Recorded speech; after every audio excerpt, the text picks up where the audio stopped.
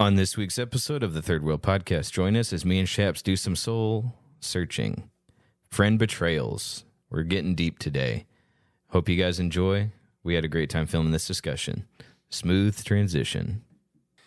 Welcome back to the Third Wheel Podcast. I'm still Shaps. Still joined by Caleb. All right. Still me. We're still us. I don't think that's ever going to change. All day, every day. Literally. You know, do you ever have someone ask you, is today Tuesday? And they go, yeah, all day. You ever get that from somebody? I've never gotten that Some before. sarcastic person. No. This isn't the bit I'm gonna do. It's just something I've noticed. That's actually a very clever response. I'd say like, yep, all day. I'm like, you stupid dad. Even though we're both 19. You stupid father. Yeah, you stupid dad joke looking trucker. How dare you? Nope, never gotten that before. Too bad you haven't lived. I guess not. I'd argue you haven't lived yet. Oh, okay. That's a pretty good argument. All right, guys. As promised, I know Shaps is really not excited about this, but we always do going to do for the next few episodes until I probably run out or get tired of it. You know, I think I could give y'all at least 5, you know, at the very least, and just be like, wow, no wonder he bombed. But my goal is to outdo Caleb just by one joke, so I never actually run out of jokes, you know. That's fair. He's got an infinite database.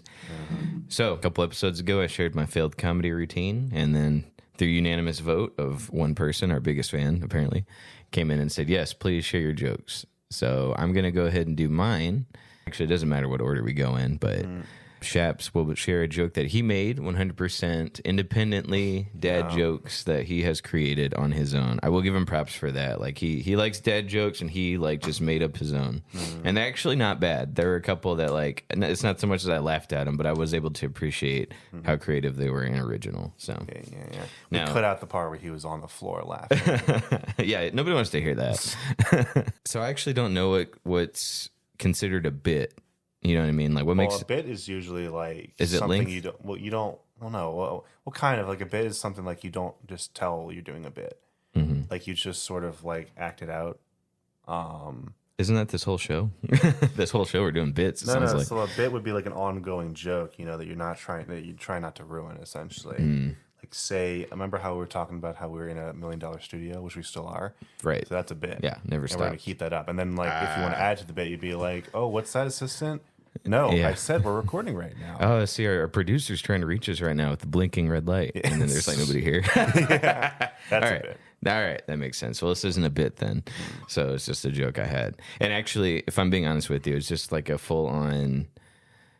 It's something that happens all the time, for me at least. And I talked it over with my buddy Paul, Darcy's husband, because, you know, they're renting the studio with us. Oh, yes, okay? of course. Yeah. We had this. It's a pretty hefty bill. We have to like split the bill here. Honestly, not that we can't afford it, but Of course not. You know, our podcast is going crazy. We get billion subs and 4 billion views every episode. You know, so we're rich. We're rolling in it. We don't ever talk about our sponsors because we don't even have to give them a commercial. honestly, you know, like they're sponsoring us. You know, so, all right.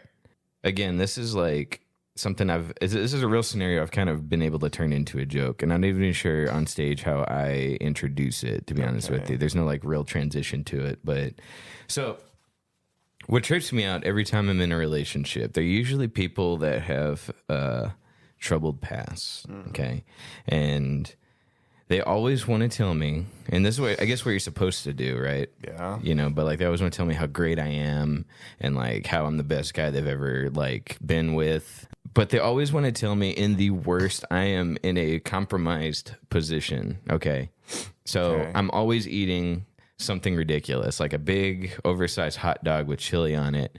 And what I'm wearing today, I'm wearing pink on pink, right? I'm just wearing this for the episode. You actually can't see. Emasculine. Yeah. Yes. And then like as I take a bite, and so I'll do this with any hot dog that has, you know, guacamole on it or chili. I'll be taking a bite and then the avocado immediately just falls onto my shirt and I look all disgusting. I didn't shower that day, haven't shaved. Face is all oily, and then like, oh my, you know, you're the best thing ever that's ever happened to me. You know, like you know, you're not like any man I've ever like been with. And I'm sitting here just like,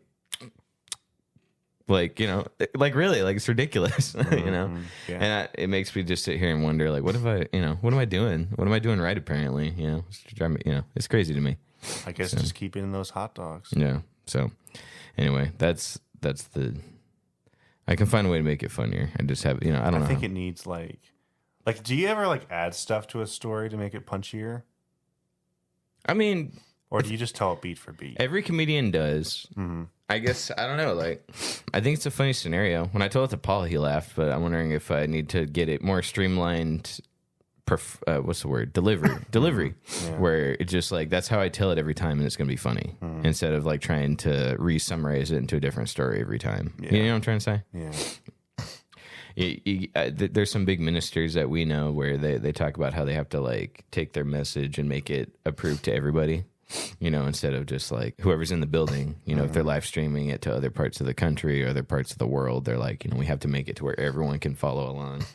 So I should probably do something like that to make it more like it's proven to be funny every time I tell it, if I tell it this same exact way. So. Yeah, you need focus groups.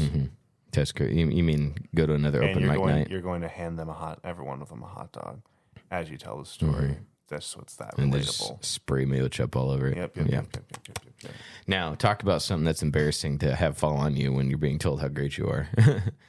But it's true, though. Every time I'm like, you know, they're always telling me when I'm in a really bad, like, again, like nothing's working out. Like I'm not in a good position. I'm really rough looking. I guess that should be more like, so in comedy, typically, in order for something to be funny, there has to be some form of misery, especially when telling a joke. Like, I would probably add that you were like in tears or something over something really sad, you know, just like really make yourself look miserable, you know, like really just like completely rock bottom. I'm like eating cookies on the couch and I got crumbs all over me. Yeah, you have like a big tub of ice cream. This is my man. Yeah, right. But really though, like, for real. Like that's how it goes though. No, they don't ever tell me when like I just got done. Like, you know, I went to 5 different stores to find the slice of cake she wanted. Yeah. You know, it's like after I haven't done any of that and I haven't even like brushed my teeth yet. Sure. You know, so whatever. All right, give me your dad joke. All right, here we go. See, we almost killed 10 minutes with these old talks right here. Nice. So pretty good. All right, you all ready, audience? This is one of the proven favorites. What do you call a bisexual soldier awaiting orders? What? Standing by. All right, that is creative, but I don't know when you'll ever use that in a conversation. What conversation? The thing with dad jokes is they always, when a word they hear triggers that joke they want to tell. You know what I'm saying? No, they don't just ever walk up. No. When have all the other jokes been applicable to real life? So let's see. Wait, well, hold on. You just hold asked on. me to wait a minute. I like the joke. It's creative, but like the thing with dad jokes is like they come up naturally. But no. Okay, hold on a second. You just asked me to say the joke, then you criticize it for not being natural. No. Wait a minute. I'm not criticizing it. Wait a minute. I'm not criticizing it. It's a good joke. I'm just wondering.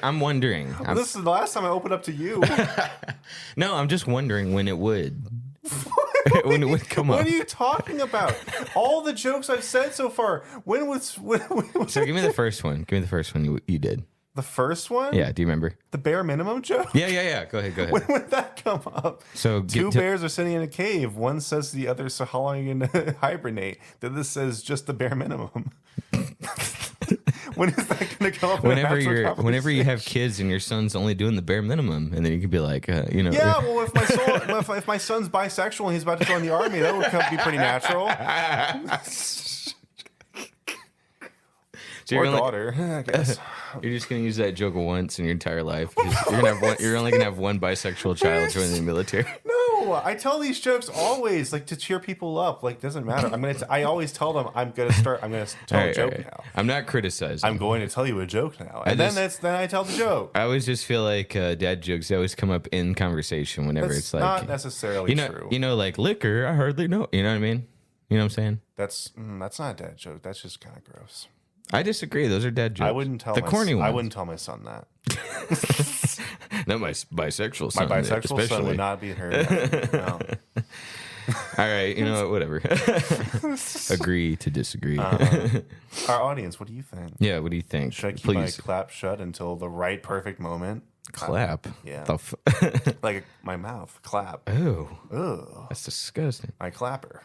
Oh. Can you stop? Clapper. I heard that was good. Oh, God. And there you go. The natural. See?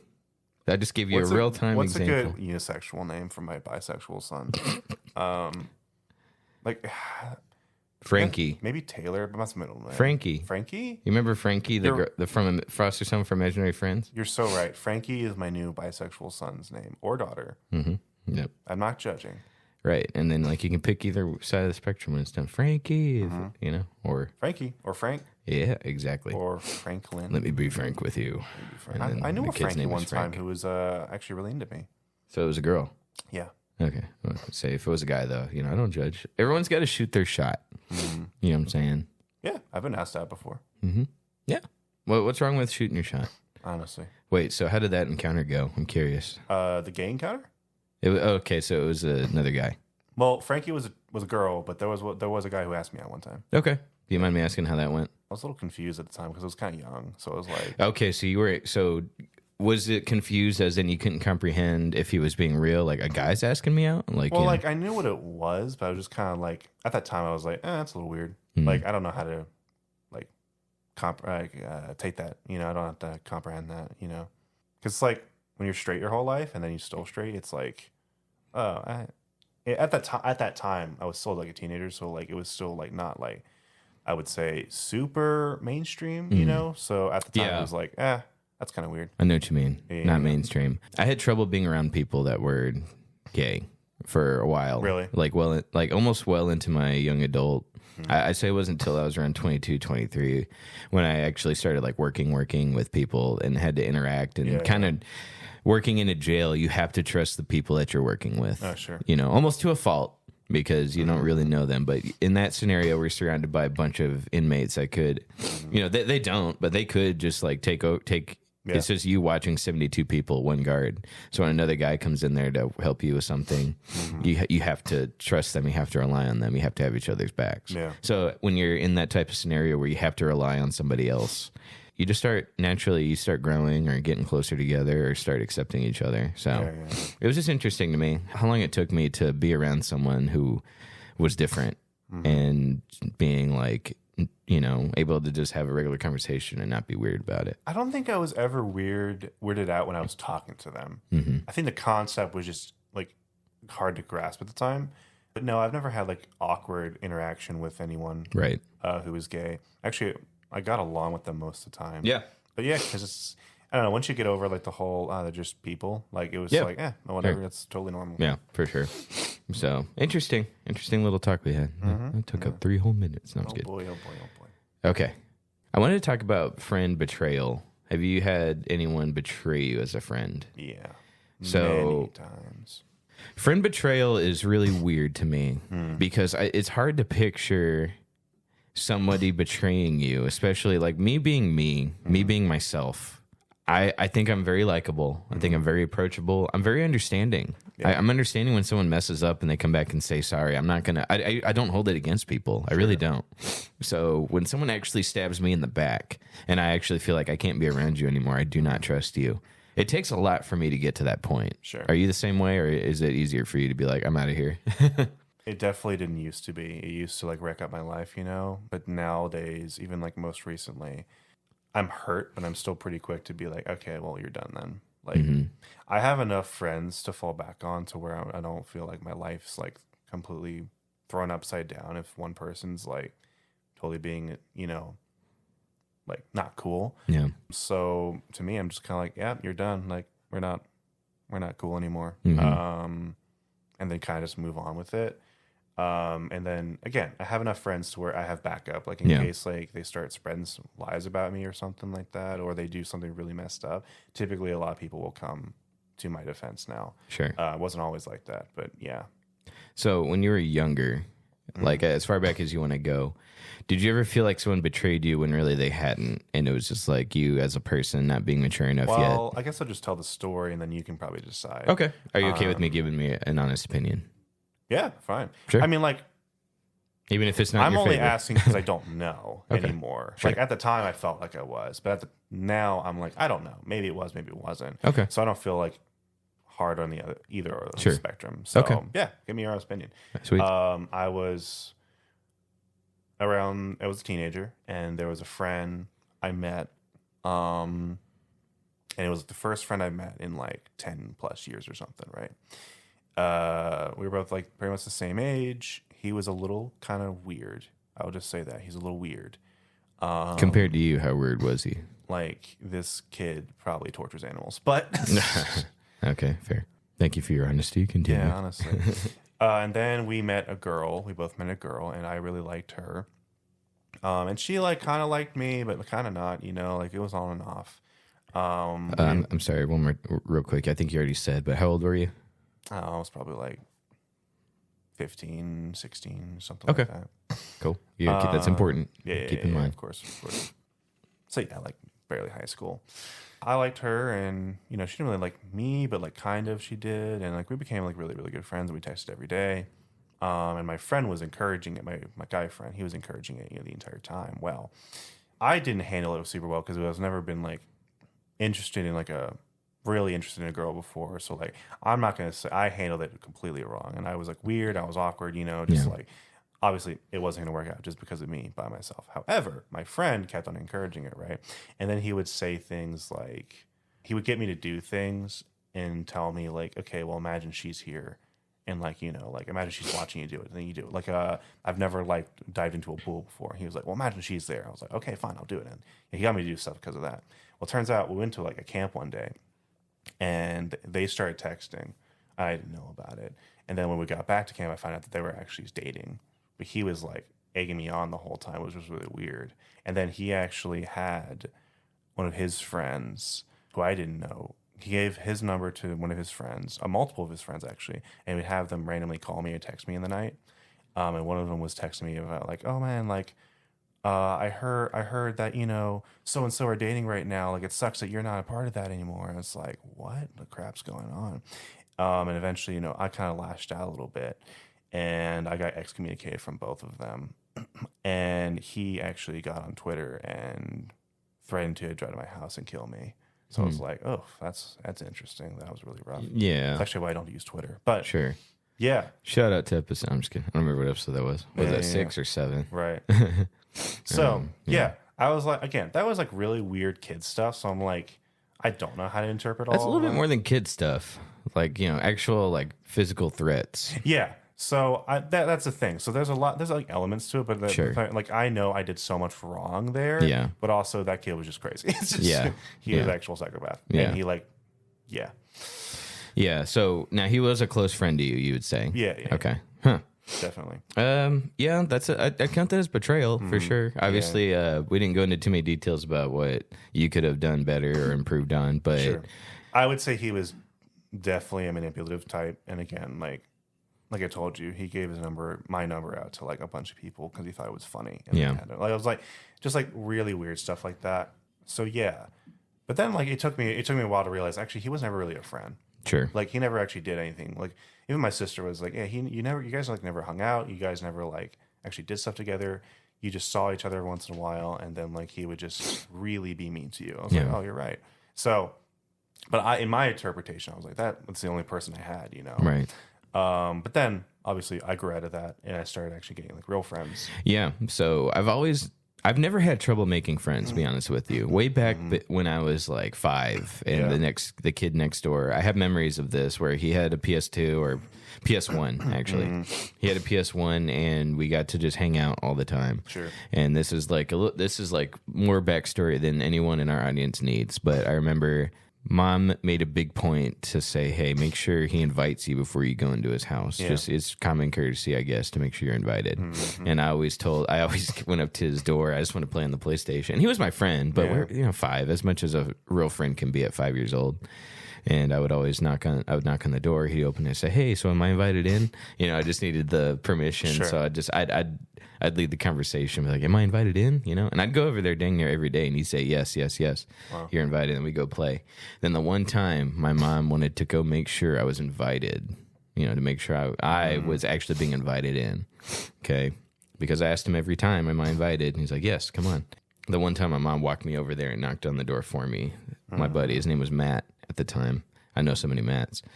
He'd open the door. He's like, Caleb, welcome. You are completely invited. And it was like, it just worked out. That's hilarious. In my favor. That's just, invited. I have a history of just being lucky. That's you know? really funny. So, well, when I was in elementary school, I had a really good friend named David. He was an only child, so he didn't like have any brothers or sisters, so it really worked out. And I really wanted, a friend my age. And like we did, we played and like whatever to each other's house like all the freaking time. But as soon as that was back in Louisiana, as soon as I moved here, like that all went away. Of course, but when you're that young, like, but like until I was like, not counting the whole betrayal friend thing, I probably didn't have like an actual friend until I was like 17. Yeah. Like so like super long time not to have like actual. I remember when we moved. So the kid's name was Matt, and we were in Minnesota, Coon Rapids. Shout out. And we moved to Missouri, and I just remember that we were all up at 5 a.m, and everything was packed, and we all loaded everything up in the truck. Okay, and all my friends kind of got together. I don't remember anybody else. I remember Matt. I remember there were other kids. I just don't remember who they were, and they were all just together, and they were telling me bye. Even back then, I had a bunch of friends that were going to miss me. Sure. I didn't think about that. That's crazy. I'm sitting here having revelations here, having flashbacks as we're doing this episode. Hey, Matt, if you're out there, you are completely welcome to be on this podcast. Dude, that'd be so weird. But yes, that'd be cool. Have you ever like tracked down people you used to know? No, I don't know where they would be. Sure. That's a whole nother discussion. But I could go through childhood friends, but anyway. So the point of that was I've never had trouble making friends, and I'd even say really close friends. That I always draw the right people to me. Every now and then we'll get to the friend betrayal aspect of it for sure, but I've always attracted good, solid people to be friends with. I'm at the stage now where the friends I make now I feel like are gonna be my friends forever. That's pretty cool. For me, I'm sort of the one, like, I don't make friends with everyone. I just I have like a neutral state with everyone where like, hey, no matter what, you're cool with me. But if you do X, Y, or Z, you go really low down the totem pole really quickly. And I'll make that clear from the very beginning. Like, hey, I've got boundaries. Like, I tell everyone pretty much, these are my boundaries. If you don't set boundaries, you're open to people taking advantage of you. Yeah. And then there's some people who are like, wow, like, I just did this. What's the big deal? I'm like, well, like, that's a boundary for me. Yeah. Like, I'm just like, I'm very, very careful and very picky about, people I associate with, probably because of, what happened before. Like, I don't just be friends with everyone. Yeah. And I see so many other friendships dissolve. I put quotations there, of my other friends because, oh my gosh, like, I had no idea that was going to happen. How do you know he was that way? I was like, well, actually, like, I could kind of tell the red flags, and, he was always either mooching off you or he's always talking behind your back. Like, I'm very sensitive to like red flags and stuff. Yeah, for sure. And you got to be. Yeah, and nothing pisses me off more. Like, this is the biggest red flag you can do is when you start going after people I like. So I feel like if you start dogging on like a friend of mine, like, we're done. Like, just straight up, and I'll get vicious. Like, just probably to a fault, but like, yeah, legitimately, like. But you don't feel that way about yourself. Not really, no, because I feel like I can discern enough for myself to not get put in front of a truck. Like, I'm not going to put myself in that situation where, like, I'm going to be friends with someone who is talking behind my back or, trying to get something out of me. Like, I'm well aware enough, I like to think so at least, to avoid those kinds of relationships. And typically, I've shut down quite a few before, and they've kind of, even before they really got started, they would be like, well, why? I'm like, it just doesn't feel right, like, I don't feel like we're clicking, like, I don't feel like, I like you, you're fine, but like, we're not like friends. Yeah.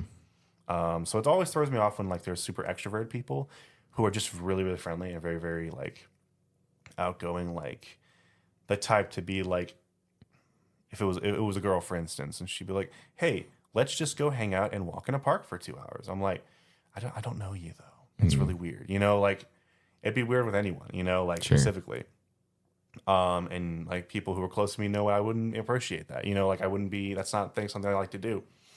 I'd do that myself. Like, walking is very personal to me. I like doing that myself. I don't like sharing that experience with anyone else. But or just anybody. Yeah, exactly. So I don't like blame them for it. I'm like, that's just not me, And sometimes I can't take it. Sometimes I can. Who knows? It's interesting you brought that up. But what I don't like is when some people start telling me they see clearly who I am and what I'm about. And they start to say, well, you should change that. And I think we've talked about this before, like what things that you should improve versus things that you need to change. Like very few, I mean, like there are a lot of core things about yourself personally, personality wise, that you really shouldn't have to change for people. Like if like if they're really your friends, like you shouldn't have to change for them. Improve, yes, we're always having to improve. Yeah, for sure. But like you shouldn't have to change yourself for your friend, especially if it's one person saying, you should really be doing this. Like one person recently was like, you should really say hi to me every single time and tell me like a compliment. I was like, no. Until you compliment, that's a lot of work. I was like, hell no. Honestly, I don't do that to anyone, even people I like. Right, You know, yeah. it's Like my close friends, I don't do that yeah, to. yeah, exactly. Like that's just not, it's kind of weird for me. Like I don't do that. Right. They're like, well, it's a totally normal thing to do. It's polite. You should do it. I'm like, no. And sidebars, you should do that to like someone you're pursuing as a girlfriend or boyfriend. You know, compliment them. Not someone I met 2 days ago. Like, No. But anyway, so fast forward. I am 14 years old. And I have a friend. Oh, I got a couple best friends at that time that I met at church. And it was like one of the best times to be alive. And now me being homeschooled at the time, the only time you're going to see these people is youth group Wednesdays and church on Sunday. And so this kid, I don't know if he listens because I still know him. Still got him on Facebook, and I've reached out to him a few times. Cool. Ryan. Remember Ryan? Hey, shout outs to you. The other friend was named Micah, which he does listen, so cool. Shout outs to you. Hi, Micah. But Ryan, real great guy, and I can't explain to you the chemistry. You've been friends for that long? Holy crap, that's awesome. Yeah, I know. I still see Micah every now and then at church too, because he still goes to that church, and that's cool. Same, so it was pretty sick. Anyway, so we get to Ryan, really cool guy. We have such great chemistry. When we both discovered Black Ops Zombies at the same exact time, so we'd play every freaking day. He'd come over and he'd play on my TV. I'd go over and play on his TV. There was one time his sister walked in and we're both in our pajamas in the same bed under the covers, just playing zombies, right? Or Force Unleashed. You know, we're just having fun, right? Yeah. I got invited to his birthday party. To me back then, if you're homeschooled, you got invited to a birthday party. Like you've made it. Yeah. You're in the circle. You know what I mean? And what killed it, and this is something that carries into a bunch of friendships I had as a young adult. Sure. This doesn't happen anymore. Okay. But it took a lot of work on my end, and I actually had to kind of go to therapy for this. Oh wow! No, it wasn't anything like weird. It was just a weird divide, a wedge I would put between me and whoever I had as a best friend. It was hard, and I'm not even sure how I improved on it. I just realized it was an issue, and I just decided it wasn't being an issue anymore. Could you elaborate what that was? I will. I'm just setting it up. So with Ryan, this is where I noticed it was a thing. The first thing I did was I had an idea for what today would be considered a podcast. But at the time, it was like, dude, let's do a YouTube channel. Let's play video games. Let's talk about games. Let's review games, right? My parents have gotten better about this, although it's not quite perfect. But they've gotten better about, like, if I have an idea, not just to crap on it. Because, I told Dad, I was like, here's what I want to do. He's like, well, no matter what you do, you're never going to be first to review a game. There's already somebody typing up weeks ahead. But I was like, yes, thank you, Dad. Like, I get it. Yeah. But the main idea for it, the draw, which, I would say it's pretty dumb now. Like, it was, but at the time I was like, this is a cool idea. Yeah, this is like a cool idea. It was going to be, the whole idea behind it was going to be, we're going to be anonymous, where we're going to set up a screen and we're going to sit behind the screen. You just see our silhouettes. You'll never see our face. We're just going to be real cool, mysterious. Like, that's dumb. But at the time I was like, this is cool. This is what's going to draw people to our channel. That's the gimmick. I didn't know what a gimmick was back then, but that's the gimmick. And there was just such strong creative differences over it. Really? To where, at first he's like, yeah, I love it. That's a great idea. We're best friends. It's like, this is what's going to do it. Eventually it turned into like, well, I don't want to be anonymous anymore. Like, now I want everyone to see my face. And I was like, oh, come on, dude. That's the whole premise of the show. And then he's like, well, why don't you just be anonymous? I was like, well, that's stupid. Like you being, we see your face and then me behind a sheet or silhouette. Like what the, and then it just turned into that. And then it turned into like, no, so it turns from creative differences to now we're just fighting over and over and over nothing now, to where it's like now we're just arguing over dumb stuff. And then at one point he calls me out and is like, how come every time I say something you got to argue with me? And I was like, I don't know. And it got to where anytime I'm seeing him now, we're just arguing with each other. Wow. You know, and then I noticed this is where I noticed I was the jealous type. I'm actually not anymore, but I used to be the jealous type, where now it's like whenever he comes in and he doesn't say hi to me right away, and he'll go hang out with someone else real fast, even if he's just making his way to say hi to me. I'm sitting here like, oh, why didn't he come straight to me? What's he doing over there with different friends? You know, so then I started coming in like, well, now he's not really my friend, you know, and I would just start like, I'd find one thing to pick a fight about, and then I would use it as like start distancing myself from them. And that's the wedge I'm talking about between, where it's like we had one bad encounter and now it's like I'm holding that against them, to where it's like, well, now I'm just distancing myself from that person. Does that explain it well enough? Yeah, I think so. So that's what I would do with any really close friends I had. And I would just drive a wedge between us, me and them. Like just self-destructive. Okay. Yes. And that's what I carried that into so much. Now, opening up just a little bit here, I don't talk about my biological dad that much, but anytime there's threat of physical violence in my head, I typically tend to shut down. That's an automatic like disqualification from being a friend. If we're about to fight each other and you're threatening to hit me, that brings back memories of my dad. So that's when it's like automatic, like, okay, well, we can't really be close friends anymore. I think that's kind of normal for you think most so? scenarios. Yeah, if one of my friends threatens to freaking hit me or go at me with something, like no, I wouldn't give that the time of day. Sure, but like with my brothers is different because we're always going to be family. But like if it's a friend, Yeah. like no, dude, that's messed up. That brings back memories of my dad, so that's an automatic shutdown for me. I think well, if it makes you feel better, like I think in general that should just be a rule. Like Sure. you're not friends anymore if Yeah, violence gets involved for Sure, no reason. possibly. But for you've had a traumatic experience with that, where a threat of violence on social media. Yeah, but I don't think about that. Like if someone like threatens to punch me, like Yeah. I'll freaking fight him, but like we're done. Like if he's like actually coming at me, like I'll fight him, but like we're done. Like Yeah. no, there's no coming back from that. Like you've crossed the line. And I like to think of myself as a pretty mature person, and like that is the opposite of what that is. Like if you can't, discuss your problems without resorting to violence, like to me, we're done, like, and I only associate myself with equally aligned mature people, or Sure. I try to at least. So yeah, no, definitely not. And I apologize, audience. Let me move along here. So I don't count that as a friend betrayal. Later on, though, when I started working in the prison, I had a really good friend I used to hang out with all the time and every day, almost dang near. And then we'd see each other at work and like, yeah, dude, let's go beat up some inmates together. We didn't actually beat up anybody, but we'd just be like, yeah, dude, let's conquer the world today. Yeah. And it was just like, man, that's a really good friend. And then there was one time I said something that really triggered him, I guess, to where he was like, we're going to fight now. So he got up in my face and was like, say that again, and he's like getting real close. And I was like, and it just reminded me of my dad. So I just like shut down. And then, and then after that, it was just so weird. I couldn't hang out with him anymore after that. And he was like, dude, what's wrong? What's it? Why? How come we don't hang out? I was like, dude, and it was done after that. That was a big betrayal for me, but it wasn't necessarily what I'm building up to now with this discussion. Okay. But I did, there was another friend before him in college where same thing, I just drove a wedge between us, where we're great friends, we're hanging out every night. He's sleeping on his bed and I'm sleeping under the bed, like, we're just like talking until we fall asleep. And then eventually I started getting jealous of all the friends he has, all the girls he's pulling, and I would just eventually find a way to drive a wedge where I just quit talking to him. So then we fast forward to now. Now I've worked on those issues. I actually don't have those issues anymore.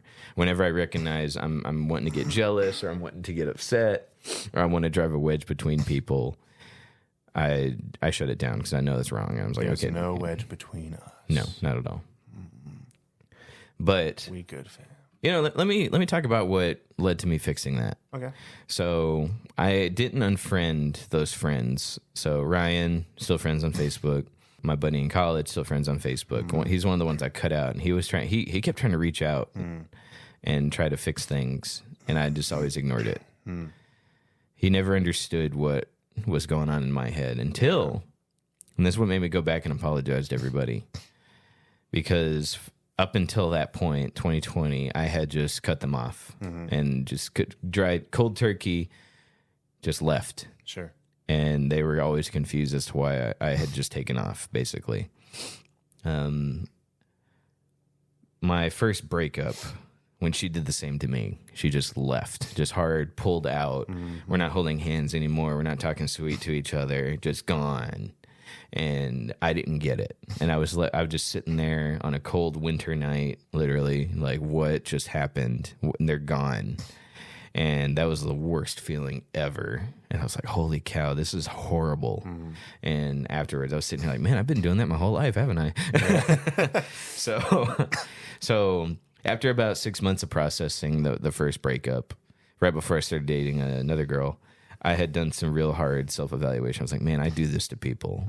And it's not just hurting me, it's hurting them. And it's not fair. Even if they did something to where it was a threat of physical violence, it's not fair of me to just leave without giving them an explanation. That's wrong. Even the guy that threatened to fight me, I should have told him, like, look, dude, because of that, we can't be close anymore. Instead of just like, this sounds weird to describe a friendship like this, but with the just gone, dear John type of thing. I didn't even do that, like the common courtesy. King of the Hill joke here. You didn't even leave me a dear John later? So after that breakup, I went back to all those people and was like, hey, I'm sorry. That wasn't fair to me. I should have at least told you what was bugging me. Even if I felt like we couldn't be friends after, I owed them an explanation. It's not right to walk into someone's life, make them feel happy, make them feel better, and then just leave. That's not right. That's not cool. So went back and apologized to everybody. Still close to most of them now. And at least we're on good terms to where if we wanted to speak, we can speak. But it used to be like, I didn't want to talk to them. Sure. Wrong. That's not cool. So. Yeah, no. And typically I'm not afraid to always tell them exactly what they did. Like, it's so important for growth for both individuals, if for communication, clear communication, like, be honest. Like, because even if you're not the one in the wrong, they're worth communicating to. Sure. How are they ever going to get better? How are you ever going to get better? Exactly. Like, and I always took it so personally when someone corrected me in that regard, especially when I was younger. I'm not, of course, I'm still young. But when I was younger, 18, 19, I just didn't know. And anytime someone tried to correct me, I was like, oh, that's wrong. And then I'd get butthurt about it and use that as a wedge. So now, we fast forward to now. I'm dang near perfect, right? Yeah, just like I'm awesome. Caleb. I'm living my best life here. I'm Caleb Prime, okay? Like if there's a multiverse of me where all the villains get together, they'd call me as the head of the Council of Calebs. Like it's time, right? So living my best life. Now I view Betrayal very differently to where me being I think I'm a really good guy. Agree to disagree, audience, people that know me and people that tune in. But, and you, agree to disagree. I think I'm a really decent guy. And when people betray me now, I'm sitting here like, what the heck? Like, I was so nice to you. I opened my house up to you. I shared my cigars. I shared my drinks. Like, I got some top shelf whiskey that I don't just share with anybody. But like when you're at my house, it's like, that's my like, hey dude, what's mine is mine. What's mine is yours.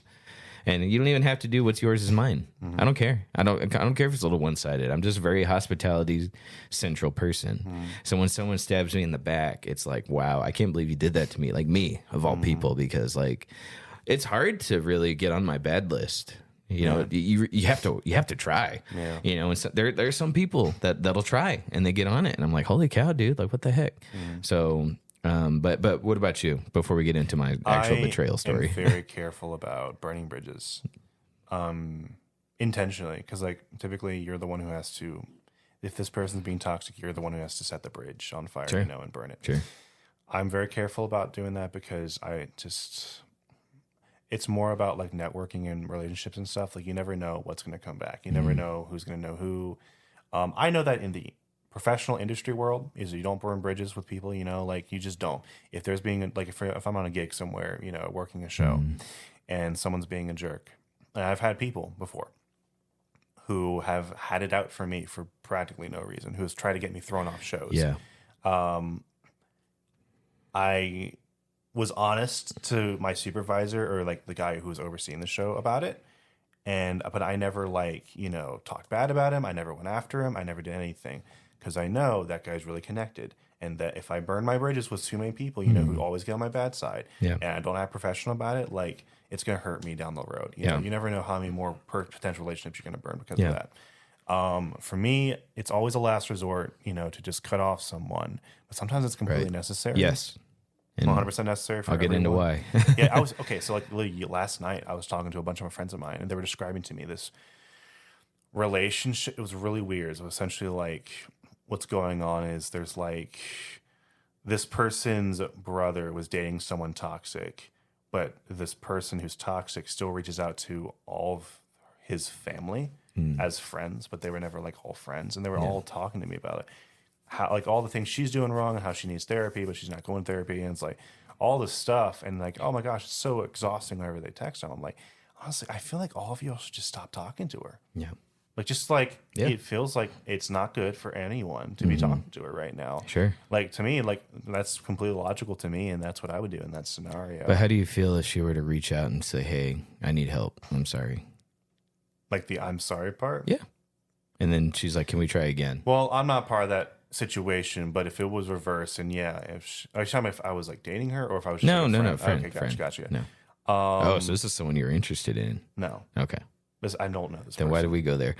I don't know this person. But because it's never mind. Relationship was involved because it was brother of the Gotcha. girlfriend. Yes. Okay. Good. Me. So yeah, same scenario. Like this person's just like not changing, and they would say, "Hey, I need help." Well, that's the first step, and this person is not admitting they need help. So to me, I'm like, if they need help, I'm like, okay, like I'll get you resources, I'll get you set up. I'm not going to be the person who pulls you out of this. So Sure. you need to pull. But if they reach out for help too, because maybe they want to. If they came to me with like, I need help, I just don't know what to do. Sure. I will give you the resources. I'll make sure you're set for success, but I'm not going to be the one to pull you out, because you can't. Because those people typically have a problem with reliance and dependency, and if they are dependent on someone trying to pull them out of a ditch, that just goes in so many wrong directions. Like you need to be able to be independent. Yeah. You need to actually work on yourself. Let me say before we get to, again, I keep trying to build up to the story, and we're almost out of time. So there's a girl, a real good friend of mine. I won't even say her name. We had so much fun when I first met her 3 years ago. She's awesome, just a really good friend to have around. But she kept having a habit of disappearing on people, and you could tell something was wrong. Leave randomly? Yeah, for weird stretches of time. 3 years later, 2.5 years later, she comes back and just messaged me like, "I'm sorry. I just handled everything so wrong. I'm trying to fix, I'm trying to fix myself. I want to be friends again. I want to go back to some of the old days where we all used to hang out." And she just came back and just said, "I'm really sorry." Yeah. And I told her, I was like, "Look, like that's fine, because she never hurt me. It was just weird when she kept disappearing, and I couldn't. We reach out to talk to her, and we didn't hear anything back. But when she came back, and like I knew something was wrong, but I gave her. She wasn't responding to texts or anything. She didn't respond to hang out. So I just like, she's working through whatever she's doing. I don't know what it is because, but I was like, she's working through something. And then if she ever wants to come back and say sorry, then I'm up for it. And that's what happened. She came back, was like, "Hey, I don't know what was wrong with me, And she came back, she's like, can we be friends?" Like, absolutely. I'm here for you. Yeah, it's a bit of that fool me once, shame on me kind of thing. Like I'm always willing to, forgive like once maybe. It depends on what they do. It depends on what they do. Let me tell you. I guess so. Let me tell you the story now of a guy that burned the bridges. That this was betrayal, and I was like, I know who this person and is. I can't talk to you anymore. Yeah. No, it's not. It's not my buddy that I used to hang with. It's a different guy. Oh, okay. So I don't know this person. I don't think so. Okay. Unless I've already told you this story. Okay. So, there was a guy. I will not say his name in case he listens, because he's asked for a link to the show before. And we didn't hang out that much, but I met him, and he kept trying at a party, and he kept trying to talk to me, which is fine. Like, he wasn't a bad guy to talk to. I don't mean like trying to talk to me like, "Dude, what are you doing? We're not friends." No, I made an effort to be like, "Hey, we're all hanging out to play pool at my house. Do you want to come over and talk?" Sure. And he came over. He's like, got off work, and he came over. We played pool. We'd sit out there for a couple hours just talking. So we got to the point. He's at my house. If you're at my house, there's a little bit more layer of friendship there. You're a little bit closer in my circle if you're at my house. because I got so much stuff there to do with friends, like close friends. Like let's start the hookah and smoke together. If I give you a cigar, you're a close friend of mine. If I say, do you want a drink, and I pour you a bottle of the good whiskey, you're a good friend of mine. You're in that, you know, if nothing else, even if you're not like in my inner circle, like you're pretty close. Yeah. Like that's the tier before, like you're almost a best friend, right? Someone I trust completely. So I shared a cigar with him. I shared drinks with him. He could go to my fridge without me knowing and grab a beer, and I'd be, you know, and like, hey, bro, glad you're here. I don't care, because that's more for guests anyway. So fast forward a month into this guy having been come over, and I'm inviting him into more personal stuff. He comes to my birthday party, and he sees this girl that I'm not into. She's really into me. She's flirting. She's always messaging me, hey, when can we hang out again? She's pursuing me. And I didn't feel the same way about her. But I had opened up to him about it. So he thought I was into her. So he sees her, and they're talking for a little bit. She doesn't talk to him because she's not into this guy. Yeah. She's into me. And then I don't think anything of it, because I was kind of, you know, drunk. So I don't remember anything past a certain point that night. And the very next day, I see her at work. She's a coworker. She comes to me and she's like, Caleb, like, can I show you something? And she showed me screenshots of texts that she took of this guy where he came in and messaged her and was like, hey, I saw that you lost interest in Caleb and you were coming at me. You know, I'm just trying to, to return. Do you want to hang out? Like, and these texts were very specific to where he was like, bro, screw Caleb. I can see you're into me. Forget about him. Yeah. You know, let's hang out. And she showed that to me, and I was like, what the heck? That was so weird. Yeah. Because I wasn't into her. If he asked me, hey, are you into her? Like, if not, I was kind of interested. If he had just done that, I'd have been like, go ahead, bro. Go to town, But no, he thought I was into her, and he came in with like, oh yeah. He must use you as leverage. It's kind of weird. Yeah. Wow. And like I said, it could have been so unavoidable. Like, he didn't have to do that. Yeah. He could have asked me, and I would have been like, no, dude, you're good. I took those. I asked a bunch of friends. I talked to Darcy. And I was like, and I talked to Paul, her husband. And I was like, hey, am I weird? Darcy's very forgiving. Yeah. She told me, like, you should sit down and talk with them about it. I was like, Darcy, I'm not, this dude just full up, like, tried to stab me in the back. Oh, man, yeah. So I had talked to him. He's like, hey, when we hang out again? I was like, we're not. And I did this over text because, like, I was like, hey, bro, like, you can come to the group, like a group. I demoted him down from like, hey, me and my close friends are hanging out. Come on over. I demoted him to, hey, there's a social setting where we all hang out. You can come to that if you want, but we're not texting like we used to be. And like, you're not coming to my house. It's like I told them, I was like, I don't feel comfortable you coming over to my house. Did he ever like explain himself or? Yeah. So the first thing I did, okay, mistakes happen. I still felt a certain way about it, but I was like, you know what?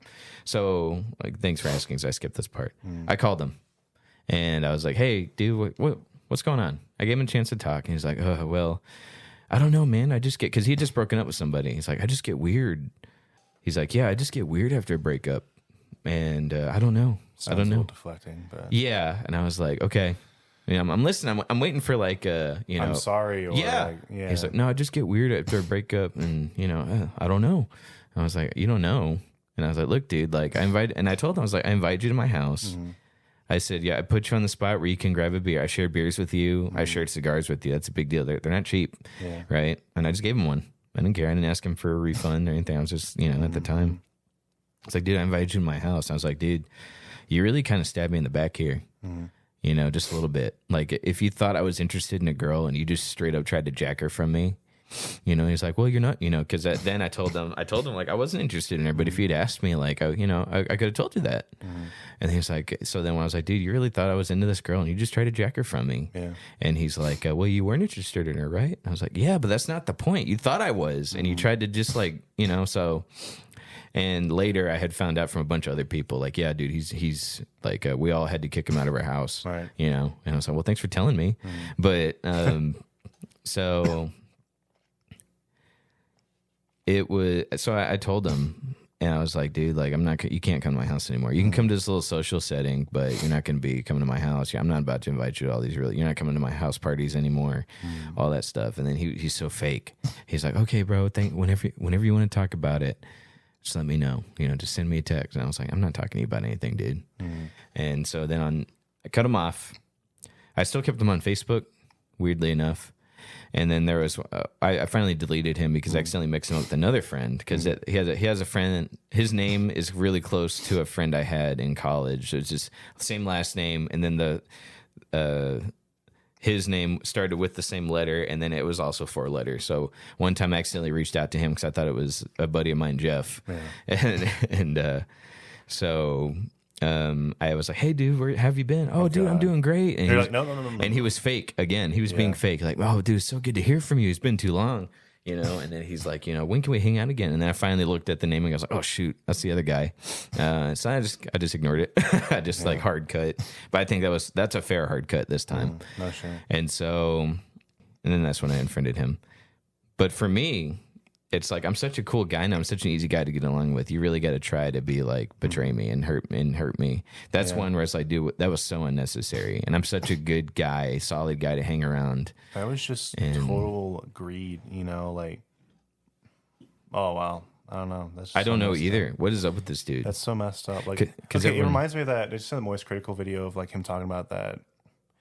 It was like this girl who reached out. Or not reached out, but like she posted a bunch of text messages about her best friend, who they were like friends for like 10 plus years, and he basically told her in one day that he was only friends with her because he wanted to be with her, like for 10 straight years. That's hard too. I'm like 10 years? Oh, that's 10 longer than what I was thinking. Yeah, of them being best friends just because he wanted to sleep with her, basically. And I was like, oh my god, that's pretty bad. People are freaking psycho sometimes, and like, not that guy's psycho to that level, but like, it's kind of messed up to think like, I really view Caleb as just kind of a means to an end kind of thing. Like he probably thought the whole time, like Caleb knows a bunch of people and like, that's how I'm going to get hooked up, like, I don't know if that's the exact reason, but I'm like, that could be, that's what it feels like. Definitely like a thing like he'd be pursuing, like, that's really messed up. And shout outs to that coworker too, because like I wasn't into her and I told her that, she didn't like go crazy about it. She didn't treat me like trash, and she came back and was like, "Hey, this dude's being weird." Yeah, And I know this is a guy that you were starting to trust, so that was nice of her. Shout outs to her, right? But honestly, I don't know. Do you have anything similar to that? We got 5 minutes left. Yeah, there was someone recently, I think I talked about it before recently, where like, it was a friend that I was more like afraid of, but it was like the last person I was afraid of. So like, normally I wouldn't have a problem like cutting off people, but this person like actually intimidated me. So like I was afraid of cutting him off, but it just got to the point where I was like, I genuinely cannot take this anymore. Yeah. And I straight up told him like everything was going on. And it was after another really big thing he did to me. I was like, I just can't deal with it anymore. Right. And then like, he texted me a few days after that, like a week after that. And he was like, yeah, I totally understand. I started being such a bad friend. I need some time away to think. And I was like, okay, well, here's what I'm doing for you. Like, I still am considering you a friend. I'm like, he's like, well, how about we compromise? I'm like, that's the compromise. Yeah. You are friends still. That's again back to the boundaries. I was like, you're not coming over to my house for stuff like that, like kind of like you said, but we're still friends. Sure. But like, that's the compromise. You're not getting anything else. Sure. He's like, okay, fine. I'm going to take some time for myself, and stop going to friends' houses and stuff for a while and just like learn. I was like, perfect, fine, do what you want. I was like, cool, we'll talk about it way after, when you've gotten better. And then like a week later, he texted me again. He with a few other people. He was like, hey man, I want to do a Bible study with like you guys. I was like, okay, well, I told him I would support him, so I'll go to one, Sure. like just for one. So he was going to lead it. He was going to lead it. I was like, okay. I told him I was going to support that because he talked about it before. I was like, okay, I'll do one for you. Then he was like, any day, or like, when are you guys free? I'm like, oh, to me, that's putting pressure on me and all of my other people. Like, I was like, okay, well, we can do like Tuesday, but like my year is about to get really busy, like Sure. hitting the end of the year, like, it's really busy for me. And he's like, well, this is built around you guys' schedule. I was like, oh, okay.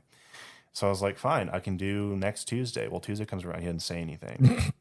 And then Wednesday comes around, he's like, so when are you guys actually going to come over? I was like, I could have done yesterday, but you didn't say anything. And then he didn't respond to that. I was like, oh God, this is like messed up. Also, this guy was like, not to get political, but his Bible study was the Daily Wire's Genesis read. Shut up. And I was like, oh my God, dude. I can't Heck no, I ain't going to that. And then like, okay, one of the people in this group is atheist and very liberal. Right. It felt like, what are you trying to do? Like, what are you trying to get out of this? Like, really weird. He got really weird with that stuff. Like, okay, I have conservative friends, but he was like really out there. Yeah. Like way beyond what a normal conservative is. So I'm like, he's like Alex Jones, except his own weird version. Kind of of like that. Yeah. Like it was really weird. Like you have a darkness if you're not aligned with his viewpoints or whatever. Weirdo. And like, you know, he would tell me that. He would tell me that, yeah, he would somehow aim it towards me. Sure. Basically, again, it was back what I was talking about. Like people who are really your friends wouldn't really want to change you. Mm-hmm. For me, I have a leadership style called authoritarianism, and it means I'm authoritative way of leading people. And doesn't mean that I'm a dictator. It just simply means that I have to have a very specific structure in order for me to lead well. And I was in a position where I was leading him in a way, but he was basically telling me that, yeah, I was a dictator and it was unbiblical and it was like out of this, you know, like it was completely wrong essentially. And I actually got tested, like it was a college test that told me what kind of a leader I am. So I was like, and the book really specified there's no wrong answers. Like every leadership style has cons and pros. I was trying to explain that to him. He was like, no, like authoritarianism, like that's dictator. You know, that's that historically, that's so bad. You know, that's what this country's trying to do. And I was like, oh God, you know, I'm done. He's like, he basically tried to call me, like tell me that I was being like the government to him. I was like, I'm not the government. I'm your friend. You know, like I'm not freaking trying to take away your privacy or anything. But he got very delusional on that point. But like, yeah. I don't know where we're at right now, but like it's definitely never going to be what it was. And I still get sad about it because we were friends for probably almost a decade. And like I think of all the great times we've had and how I kind of miss him in some parts, but other times I'm like, man, he's just totally different now. Like it's not worth salvaging at this point. It's like it would have to be so much effort on my part, and how much more am I willing to expense just for this guy's benefit? You know, like to me, I have enough friends and I have really good friends, better friends who are like way more worth it, you know? And that's how I feel. It's like now you and I, to get on our bad side, like really, you got to try. Oh yeah, sure. You know what I'm saying? Like this guy tried. So I was like, it was so unnecessary. Yeah. You know, like he probably would have pulled something else later on, but I was like, especially if there's history behind it. But like, yeah, I don't believe in like digging up dirt on people, but like, no. Yeah, if you heard, I guess you weren't told about this guy beforehand, but yeah, I mean, like, there's nothing you could have. I don't think you did anything wrong. I think it was legitimately like it felt very natural, very normal. Like, who would disagree with him? You know? Yeah, especially nowadays. Like, I'm so agreeable, and like I almost let anybody in. You know, sure. I don't have to do the boundary things because I just naturally draw people that don't try to take advantage of me. But every now and then someone will fall through the cracks. So that in that point, I had to put up boundaries. Like, hey, you can come to this big social function, but we're not close. I'll say this about you, Caleb. A lot of your friends are really cool people. They're not people I would have found by myself. Right. If that makes sense. Like they're not people I would have intentionally. Yes, I want to hang out with these people. They're really cool people. You, on the other hand, I was like, I don't know. Something's different about them. I don't know what it is. You know, like just something's always been different about you specifically. And I've always been like interested in like pursuing more, you know, deeper friendships. So like I loved it when you asked me for this podcast. And I was like, awesome. Like I love hanging out with because I didn't catch that when you were like, why me? I was like, why me? Because I was like, I really compared myself to like all of your other friends, and I think I'm very quite different. I like to think so at least. Sure. And I think that's what led to like we have a good dynamic. Yeah, exactly. For the show. So I was like, oh man, like even if you couldn't see it yet, I knew. Yeah, there was something there. Oh, that's adorable. No, shout out to your friends though. I love having them on. They're really cool. Yeah. So all right. That's it for this episode. End on a high note. So thank you for saying that. Absolutely. And so let's do this. Thank you guys for joining this week. We will see you guys next time. Bye.